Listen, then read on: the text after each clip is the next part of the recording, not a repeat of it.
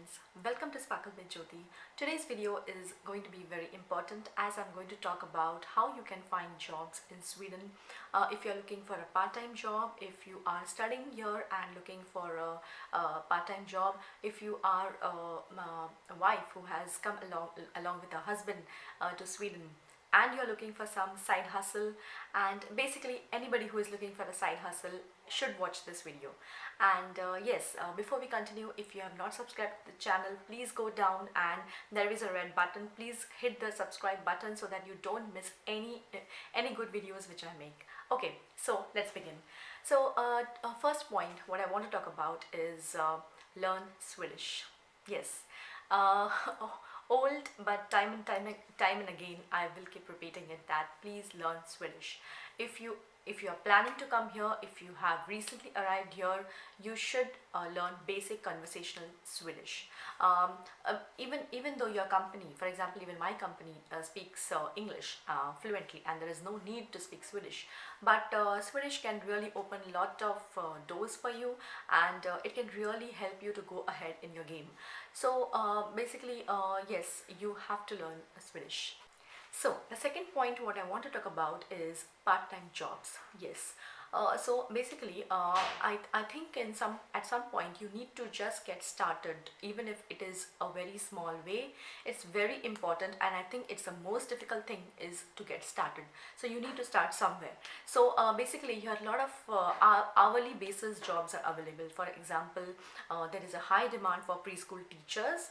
So if like you have there is no formal education required to teach, basically it's being and taking care of in preschools basically. So the kids are very small, very young.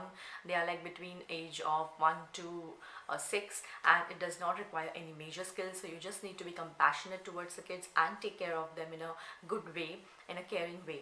That is the only pre-requirement. And let me point out that the openings are not in Swedish preschools, it's only in international preschools. So if you speak fluent English and if basic Swedish, I mean, that is perfect.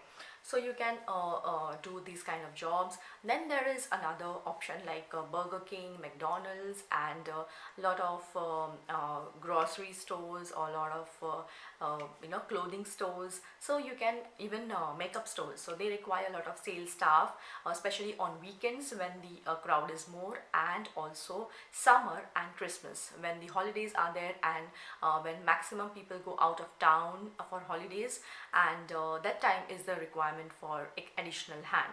So you can apply for these kind of jobs. And let me tell you that the hourly basis rate a year is 125 Swedish kronas per hour, and I think it's pretty good. I mean, if you calculate, it's going to be like somewhere around 10 to 12,000 kronas if you work every day, and even the taxes are going to be low for you. So it is really going to be a very good option for you. So please consider that. And there are various apps which I'm going to list in the description box. For example, there is TASKRUNNER.SE which has where you can register, and which has options like there is no labor available basically here. So what happens is you have to fix your own stuff. You have to the IKEA concept, what it is. So basically if you have to assemble a bed, for example, or a table, for example, or you need moving you need help. So these kind of options are there available. So if you're strong enough and if you're interested in these kind of jobs, definitely you can give it a try, because it's really worth it. And why not? I mean, if you're free and if you're really looking for a side hustle, especially on weekends, you can definitely give this a try. Okay, so I'm going to list down all the links in the description box, so you can visit there and you can look whatever option suits you. Okay. So the third point what I'm going to talk about is your hobbies and interest. Yes, nowadays there are, you can see, I mean, you are aware that there are various Facebook groups, there are various even Instagram to some extent, that people are starting their own kind of thing and selling their skills. So for example, if you are good in baking, you can prepare cakes, birthday cakes, party cakes, and you can sell. If you are good in cooking, you can do catering for various events. If you are good in photography, you can sell your skills skills and take very good pictures and yeah, charge for that hourly basis. So yes, there are all these options, and nowadays it doesn't take much. You just have to open a Facebook page and list down all your work, your interest, your previous work, what you have done, and yeah, just give your contact details, and yes, people will contact you in that way, and it's really authentic nowadays, and you can find so many good options, variety of options which you usually don't have in the stores maybe. Yeah, so you can definitely try this option, and yes, just use your skills in whichever way possible.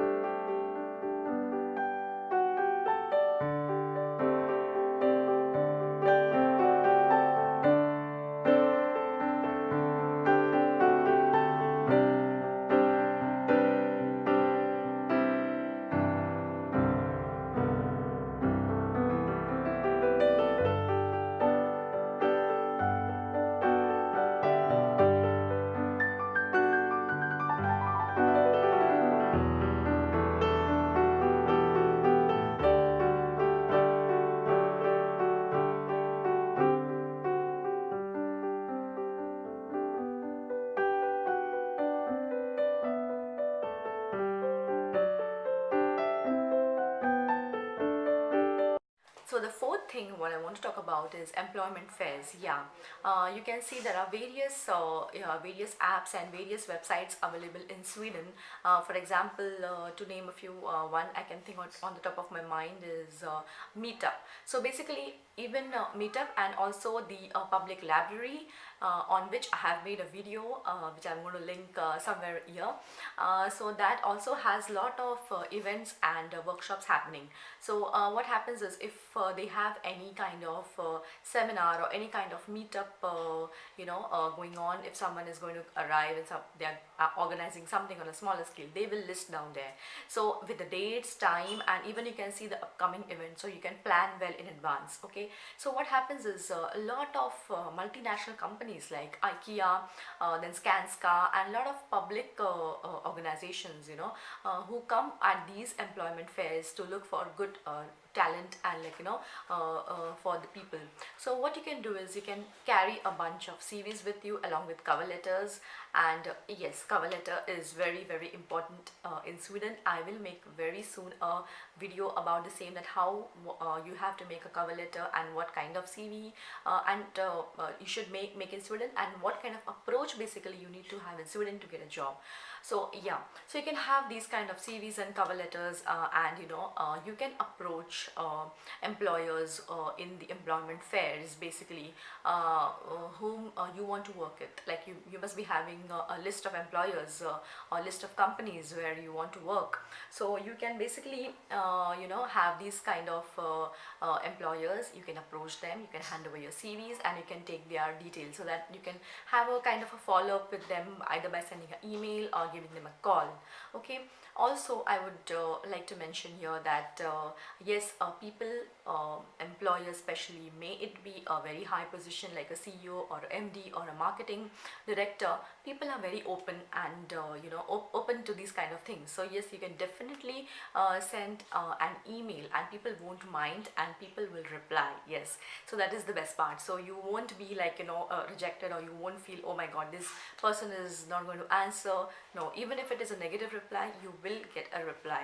That's very important. So please don't hesitate, and please approach people. Okay, and least but not the last point I want to mention is, you can contact employers directly. Yes, Basically, when you go to any kind of job boards, you can see while applying there is like 2 to 3 people are mentioned there for the point of contact. So you can see it's mentioned there, contact this so and so person if you have any questions. So what you can do is, if you're really interested in that kind of profile or that particular role, what you can do is you can call these people, or you can send a direct email and ask them any questions you can make a set of questions, genuine questions which you really are interested to ask them.